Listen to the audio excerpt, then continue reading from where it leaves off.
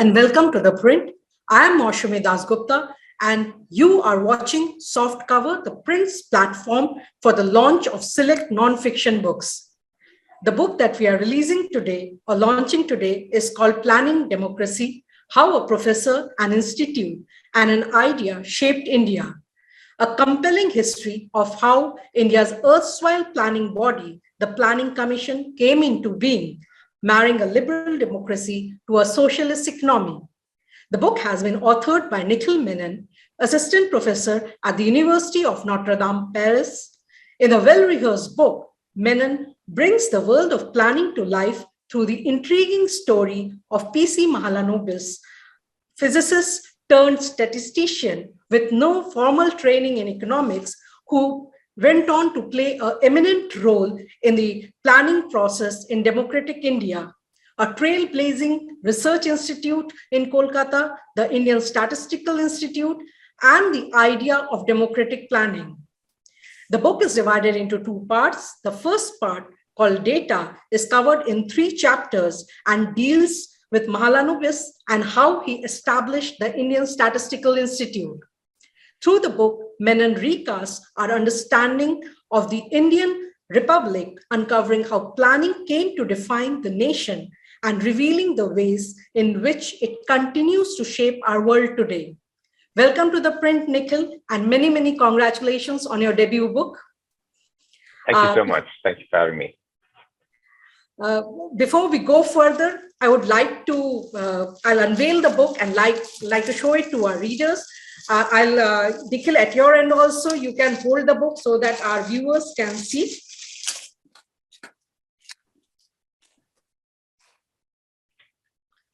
So here is the book, Planning Democracy. Thank you once again, Nikhil, for joining us at The Print. Now, without wasting any more time, let us hear from Nikhil about what made him write this book. Also, Nikhil, I'll add another question to this. So how did planning define India in its formative years after attaining independence? And how does it continue to shape our world today? Thank you, Maushumi, for those questions. The way that I came to write this book is that I was looking for a subject for my PhD dissertation, and I was thinking of a subject that is national in scope and was about independent India. And I've always had this interest in India's economy and India's independent history. And it seemed to me that growing up, you'd hear about or read about the Planning Commission in the newspapers. It'd be covered, the 5-year plans would be covered. But it seemed this very dry and boring subject. But when I went into the archives, I discovered that planning was really quite central to the conception of modern India, to the idea of what a new decolonizing country should be, and that there was a huge drama to the story, and that story had not been told. And so that's why I decided that there was enough of an exciting story there to write a history about. In terms of how planning comes to define modern India, we have to remember that the idea of planning goes back to the period when India was fighting colonial rule, to before independence, when this idea that a planned economy could be an engine towards development becomes very popular. And this is popular across political parties at the time. We have to remember that planning was an idea that was supported in the pre-independence period by industrialists like J.R.D. Tata, like G.D. Birla, by scientists like Visvesvaraya, on whose birthday we celebrate Engineers Day today, by Meghnad Saha, by politicians such as Subhash Chandra Bose, who, for instance, is the person who actually instituted the National Planning Committee and put Nehru in charge of it, and other economic modernizers in the Congress Party believed in it. So sort of going from the Hindu right to the communist left, most people of different political persuasions believed that planning was the way in which India was to come out of its poverty and move towards prosperity. And that is seen in the 1950s, in which, while there are debates about what kinds of plans India should institute, very few people really are attacking the idea of planning itself, because at the time, planning was very popular globally, from Mexico, Argentina, in the global south, to France, to in East Asia, South Korea, Japan. Lots of different economies are engaging in planning. It's actually a very fascinating read, Nikhil, I must tell you. And I can relate to it because I report on NITI Aayog, the Planning Commission's new avatar. And, I was always interested to know about how the gradual decline of Planning Commission happened. And I mean, your book actually opens up chapters on that aspect also. Nikhil, the second question that I wanted to ask was that, data is an important and integral component of the whole planning process back then as it is now. And the Indian Statistical Institute in Kolkata had very early on established its reputation in this field under PC Mahalanobis, who set up the institute. Do you think the boost that institutes like ISI got and the thrust for technocracy, technology, and democratic planning was in many ways a reflection of the political dispensation in power led by Pandit Jawaharlal Nehru then? And how will you compare it with today when the erstwhile Planning Commission has given way to NITI Aayog? Yes, I think that the contribution of the Indian Statistical Institute is often overlooked in contemporary India. We have to remember that India's contemporary data infrastructure is really a legacy of the Indian Statistical Institute, which was established again before independence in 1931. Yes, there is a role that Nehru plays, but the role that Nehru plays is very much that of supporting it politically. But the growth of the institute happens quite independently. A lot of the credit for it goes to PC Mahalanobis, who I refer to as the professor, as he was known to many contemporaries at the time. Professor Mahalanobis, who was a statistician, who had been trained as a physicist and then becomes an economic planner and one of the most influential economic planners in India, in some ways laying out the template for India's economy until 1991. So the Indian Statistical Institute begins in 1931, and by the early 1950s, has become one of the leading institutes of statistics globally. Certainly in the developing world, perhaps one of the leading statistical institute. And it is because of the ISI that we have today the National Sample Survey, which is used till today. We have the Central Statistical Organization, of which Mahalanobis was the head of at the time, and it was staffed by many members from the Indian Statistical Institute. And it's also at the Indian Statistical Institute that India's first two digital computers come from abroad. Again, to work on the National Sample Survey data. So a lot of the data infrastructure that we have today, on which we build poverty line estimates, on which we do household surveys for expenditure, to assess employment, etc., all of that is something that we owe to the Indian Statistical Institute. And I think that you are right to say that the planners thought of this as very important, because in a planned economy, you need a huge amount of data. We talk about big data today. Big data was seen as important for a planned economy. And that's why the political dispensation at the time under Nehru supported the efforts of the National Sample Survey and of the Indian Statistical Institute. And I think that there is a difference in the way in which the government of today treats experts and expertise, and the government of the 1950s, at least, treated experts and expertise. Now, some might argue that in the 1950s, perhaps there was too much leeway given to these technocrats like Mahalanobis, allowing him to be a sort of unofficial ambassador to India, cutting deals in the Soviet Union and America, bypassing the Foreign Service. But what is, I think, undeniable is that the government at the time in the 1950s certainly venerated experts and technocrats and expertise in a manner in which today the government is quite openly quite suspicious of experts and expertise, if not sometimes outrightly disdainful of them. In fact, I was coming to that in my next question, that, Indian institutes like the ISI enjoyed international acclaim for the quality of data based on which much of the economic planning was done at that point of time in India. In fact, you say in the chapter, A Nation in Number, that this planning paved the way for Calcutta to conquer New Delhi. So do you think the quality of data has taken a beating in India now? And what are its impact in planning, in our economy, in our lives in general? I think that, of course, planning, of course, does not exist anymore. As you know very well, the Planning Commission, was consigned to history in 2015 after a speech made by Prime Minister Modi on August 15, 2014. It's been replaced now by the NITI Aayog. And Prime Minister Modi, of course, had his own reasons for doing so. One is to distance himself and his government from Nehruvian institutions and from policies that were associated with Congress governments. And because there are sort of reports that he has sort of had a personal grudge against the Planning Commission, having been a chief minister who had to go, so to speak, hat in hand to the Planning Commission every year seeking funds. I think that it is widely accepted by economists and social scientists, not just in India, but globally by scholars who study India, that the quality of data that India produces was quite amazing for a developing nation in the 1950s.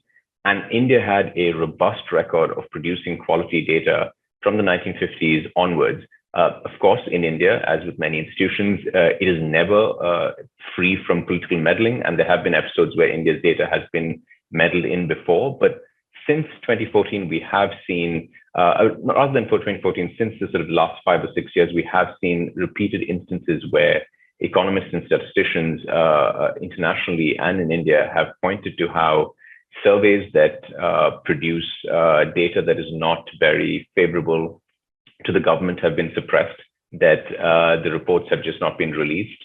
In fact, has been leaked to newspapers by people on the committee who wanted these to be known. And so, as I write in my book, good data is not always good politics. And unfortunately, data gathering, in a sense, should be apolitical in that at least people gathering data and putting out that data, it should not be run by political considerations. But of course, you can see how if you have a report that says that unemployment is at a 40-year high, you do not, a political party would not want that to come out right before a major election. And that is what has happened recently. In fact, just 2 weeks ago, The Economist ran a large piece on India's declining data infrastructure and its data quality as well. Right. Yeah. And in fact, that's a matter of concern also among policymakers, because the more robust your data, the more, robust would be your policy making also. Right. And I think that's an important point to make, which is that saying that India produced good data in the 1950s and 60s is not the same as saying that India's economic policies were good. So many critics of Indian planning have also said that despite India's economic planning being bad in their view, the data that the Indian Statistical Institute and the National Sample Survey produced was very, very good and of very high quality, and that you can use that data, in fact, to criticize the government's own policies. Right, right. Nikhil, in your book, you also chronicle the rise and the subsequent, decline of Planning Commission. So, when did this downfall start, and what were the reasons behind it? Yeah, I think the rise is certainly, as I said, goes back to the 1920s onwards, when Indian intellectuals like Visvesvaraya are writing books about how India needs a plan, and that's inspired by the role that a central government could play in leading industrializations, right from the late 19th century Japan to 1920s Soviet Union to the 1930s after the Great Depression in America with the New Deal. And so planning is becoming popular across the world. In the 1940s, actually, the Labour government, which comes into power in 1945 in Britain, in its election manifesto, it refers to planning. And so in some ways, the government at the heart of the British Empire is really just declaring itself to be a believer in planning itself. So India was in some ways making a quite mainstream choice in deciding to have a planned economy. And so that's part of the rise of the Planning Commission. I'd say that the heyday of planning in India in terms of its political and public prestige is in the 1950s and the early 1960s. We see that the power of the Planning Commission begins to decline from the late 1960s onwards. You've had two plans that have failed to live up to expectations, the second five-year plan, which ends in 1961, and the third five-year plan as well. India has gone to war with China in 1962. In 1966, there are two successive bad monsoons and therefore harvests. There's the foreign exchange crisis, which leads to currency devaluation in 1966.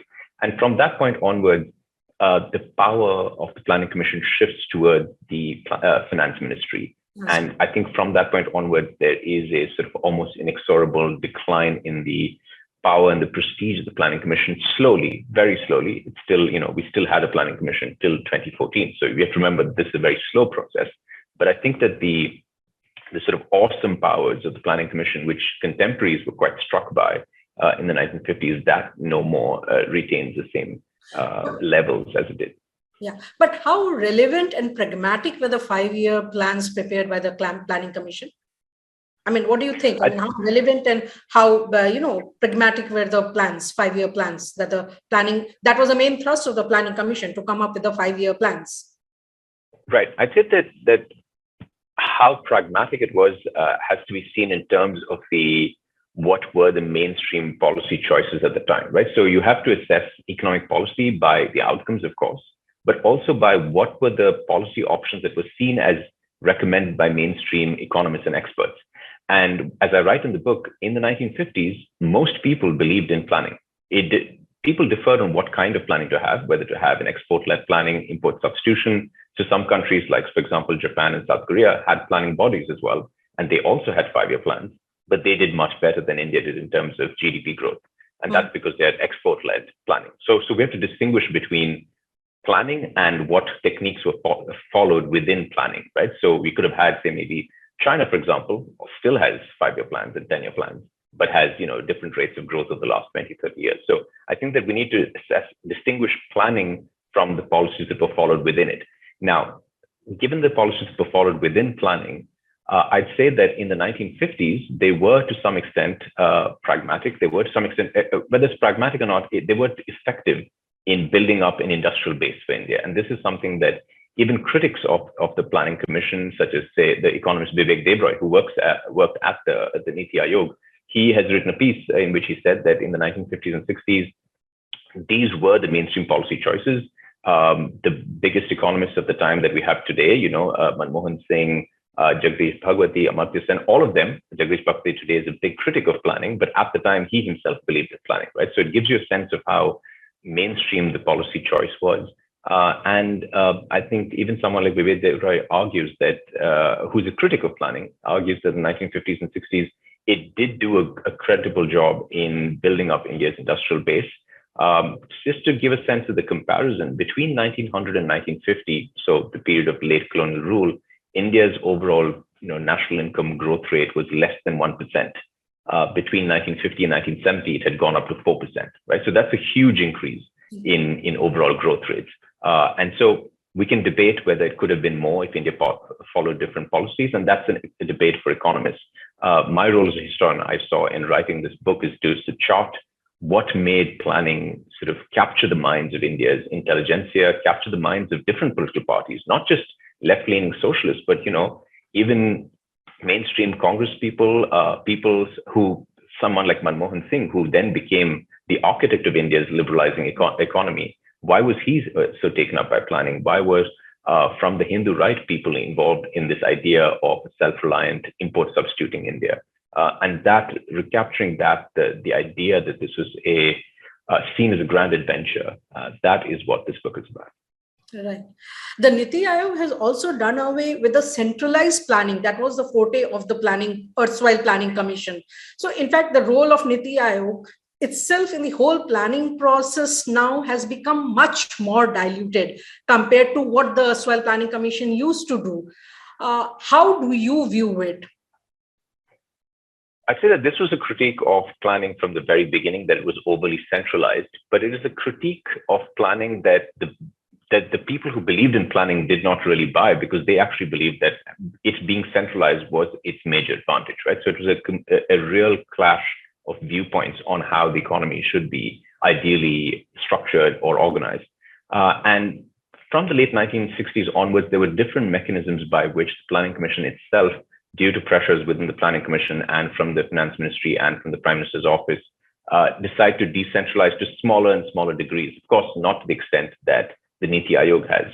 And the NITI Aayog, in its sort of critique of the Planning Commission, said that the Planning Commission was a sort of top-down enterprise.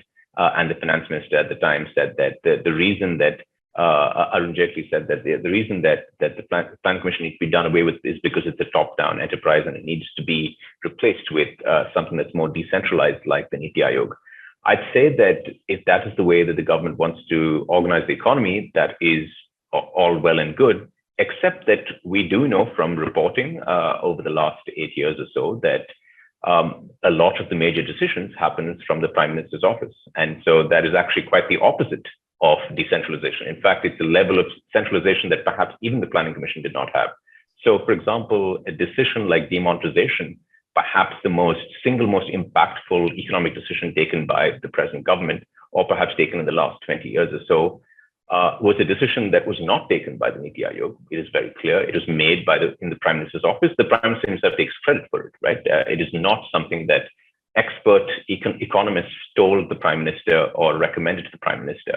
And I think that is one of the distinctions between the 1950s and today, in which, setting aside the question of whether you agree or disagree with policies, the government at the time, in the 1950s, believed that the Planning Commission was a body of experts and that expert opinion needed to be deferred to some extent. Whereas with the NITI Aayog, while it is filled with experts, we see that oftentimes with a very, very extremely, sometimes some would say cataclysmic decisions like demonetization, which you'd be hard pressed to find any credible economists saying that this was a well thought out and well implemented decision. You see that the NITI Aayog was actually sidelined and that decision was made at the Prime Minister's office. So I'd say that while the architecture of the NITI Aayog is to decentralize, the way in which it functions is sometimes it gets eroded. In fact, we have come all the other way around, from centralized planning to decentralized planning to entire planning centralized in the PMO. So, and It's not just demonetization. There have been many more instances in the recent years where, it was very evident that, the planning has happened at the level of PMO, and bodies like think tanks like NITI Aayog were not in the know of things. In your book and otherwise also, Nikhil, democratic planning at that point of time was at the root of the Planning Commission, erstwhile Planning Commission, and be it promoting the 5-year plan, be it framing the 5-year plan, it was very democratic in nature. How much of democratic planning is happening now? You have mentioned about demonetization, but would you like to take it a bit further? Like, how much democratic planning is happening today? Yeah, I think that the idea of democratic planning in some ways was always a romantic idea. It's something that Nehru himself was very invested in, this phrase of democratic planning. And the idea behind democratic planning was to mark India as separate from other countries that planned who were communist, like the USSR, the Soviet Union, or China. And the idea was that unlike those countries where planning was backed by a dictatorial state, in India, essentially, the plans were backed by the people. Why? Firstly, because every 5 years, Indians got to go and vote for their government, but also because of this effort that the Planning Commission invests in, which I uncover in my book, which is a huge effort in which the Ministry of Information and Broadcasting is involved, of spreading and promoting the idea of planning through, as I talk about, traveling exhibitions and bullock carts and boats and trains, of using Bollywood and movies to promote the plans, of selling magazines like Yojana, of using voluntary organizations like the Bharat Sevak Samaj, and as I point out, the Bharat Sadhus Samaj. So this sort of secular government, the person Nehru who's associated with this secularism, or as critics would say pseudo-secularism, was allying with Hindu sadhus in order to promote the ideas of the 5-year plan by melding the ideas of planning with that of the Ramayana, of the Mahabharata, etc. So these are the different ways in which the Indian government tried to popularize the 5-year plans, and 5-year plans did become popular in the popular culture as well. Even without the government's involvement, you see Bollywood films with Dilip Kumar like Naya Daur or Char Dil Char Rahe with Shami Kapoor and Raj Kapoor, major movie stars of the day, talking about planning. The Yojana or Panchvarshiya Yojana comes up in these movies as a theme in these movies. So that was part of what this idea of democratic planning was. The idea was that, firstly, Indians needed to know about planning in order for planning to be democratic, but also that the Nehru government also realized that unless Indians volunteered to be a part of the plan, the Indian state was not powerful enough to make them successful. Coming to today, and whether today's, I don't even know if I don't think we can even refer to them as plans, but the sort of organization of the economy, how democratic it is. I'd say that to some degree, most modern economies are not democratically run because we set aside lots of the decisions to experts, and we trust that experts would make good decisions on them, and we trust that we can pressure these experts when we vote governments into power that hire these experts.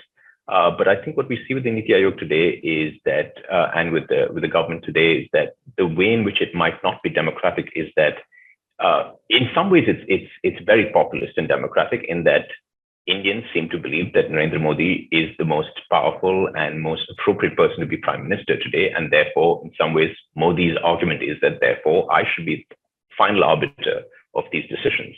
And so in that way, it is populist. But whether it leads to good outcomes is a different question. And we have seen that the problems that the Indian economy faces of childhood malnutrition, of unemployment, of youth unemployment, etc., continues to explode in this country. And so I think that while it might be populist and it might be democratic, it might not necessarily lead to the most democratic outcomes. Yeah.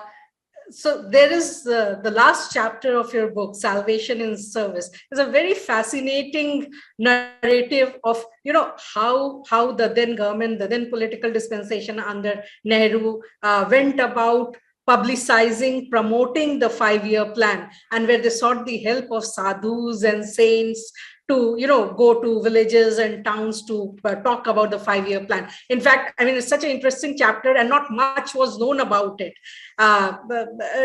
till now. In many ways, we are seeing a reflection of that now in the present ecosystem that we live in. The roping of sadhus in nation building that started back then has continued today also, and irrespective of the political dispensation in power. So what do you think of this unique India phenomena? Your thoughts on this unique India phenomena where you rope in sadhus and saints to, popularize, to promote, publicize policies and schemes. And it's not only the planning commission at that point of time that roped in sadhus. If you see now, for instance, the Swachh Bharat mission that the government of India launched in 2014. So in fact, in that scheme also, the government had sought the help of religious figures to go and publicize about the need to keep your surroundings clean. So they have again used the sadhus and saints in their outreach activities. So how do you view this? Yeah, I think that in some ways, to an Indian living today, it's not surprising that the BJP would use sadhus to promote messages, right, or civic messages or political messages, because it is a Hindu nationalist party. It is a party that has always been close to Hindu nationalist figures and to Hindu figures, and it defines itself as a party in some ways whose core constituency is very obviously Hindu, whereas it paints the Congress party as anti-Hindu and as secular or pseudo-secular, as they like to put it. I think that what's really surprised me when I went to the archives, when I found these documents, is that the party that we associate with with high modernism and with technocracy and secularism, and Nehru himself, that this was the very government that before the BJP was at it, before the Janasangh was at it, that this Congress party was actually making an outreach to sadhus. Right? We think of this government as, the critics of this government claim that this is an anti-Hindu party, but this party actually was engaging and created this organization called the Bharat Sadhu Samaj, which had several sadhus. And this organization, I trace its origins to a meeting at Birla Mandir, at a temple to the goddess Lakshmi and to the god Vishnu in 1956 in Delhi, when representatives of the government, the then Minister for Planning, Gulzarilal Nanda, meets, and Rajendra Prasad, then president, meet with 50 Hindus, Hindu ascetics, Hindu sadhus, and create this organization. So it's sort of joint venture between the government and the sadhus. And Gulzarilal Nanda, who then becomes sort of two-term interim prime minister of India and then a home minister of India, is really the primary backer of this venture. And Nehru is always ambivalent about it, but is convinced to at least sort of notionally support it. In fact, Nehru is the honorary chairperson of the Bharat Sadhu Samaj.